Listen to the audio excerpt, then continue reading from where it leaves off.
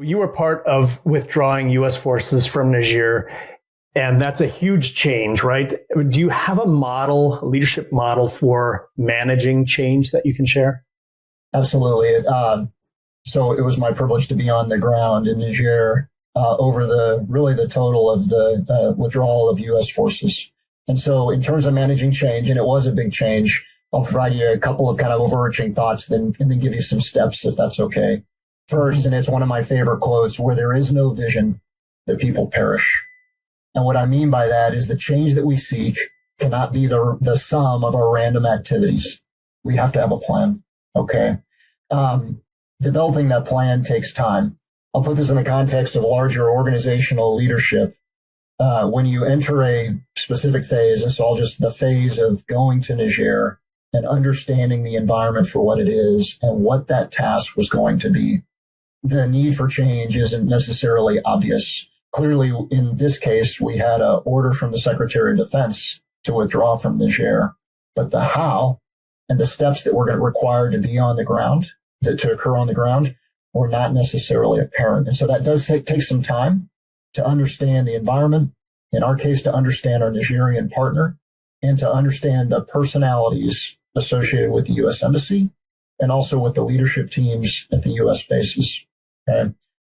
We had to focus on what each of us contributed as we made the change. Okay. So the overall change was directed to us, but the elements within that, you have to prioritize those things that are within your control that most impact the success.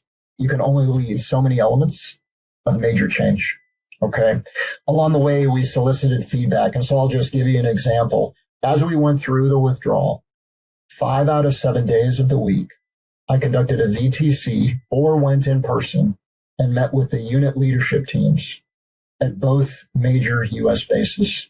And the whole goal was to assess, a video teleconference. Forgive my use of acronyms there. I would meet with them virtually and daily to understand how we were doing and identify those areas that required focus by leaders at various levels. Okay. Incidentally, we also did that feedback with a partner. Every week I sat down with, and he happened to be the chief of the Army staff for the Nigerian Armed Forces. And we met every week to lay out the required activities for the following week, but also to solve or overcome any obstacles that our people were facing. Our goal was that we would resolve because it was such a human undertaking, right? Our goal was to resolve as many of the impediments as possible at our level and below. And our goal was, frankly, to keep it boring, right? To preserve options for both nations. So that constant feedback loop, right? And that open and trusting environment allowed us to make the change. We needed to be willing to deviate, right? In the Niger case, it was everything from availability of airlift to weather. All of that intervenes. And so to expect frustration, to expect obstacles, it just goes with the territory. All right. And so it was key for us as a group to identify those times when the plan that we so carefully laid required some adaptation. As we worked through it, it became obvious that the withdrawal was going to succeed and that we were going to actually be ahead of schedule. And so part of this became adjusting our expectations on when and how it would conclude. When it did conclude, we found it was really useful. And I think this is true for managing change as a whole. When do you call it done? And I think memorializing that, affirming that the change is complete, I think there's tremendous value for everybody who's contributed to it and for all of those who will impact with the changed state of things, the changed organization, the changed U.S. presence in our case. The way that we did that, the Chief of the Army Staff and I, we did something called a joint statement, and we would stand up in front of the Nigerian press. I would read a version in English. He would read a version in French that would acknowledge the major milestone that attended leaving one of the major U.S. bases there. We made it very clear that we were done. This doesn't apply to every managed change. But in many cases, if you're trying to make organizational change, you need to allot time after that confirmation of conclusion to make sure that the change sticks.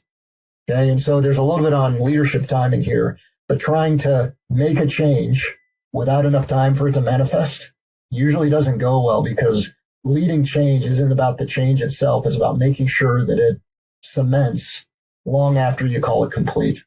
And I think finally, revisiting every once in a while to see if the change was right for the organization and not being too stuck, right, with the process that you just underwent. In our case, tying it finally back to the withdrawal of U.S. forces from Niger, as we worked with our Nigerian partners, our goal is to proceed as safely, as orderly and responsibly as possible, because it preserved options for both nations for the future that could, not necessarily will or should, result in the reintroduction of U.S. forces sometime in the future.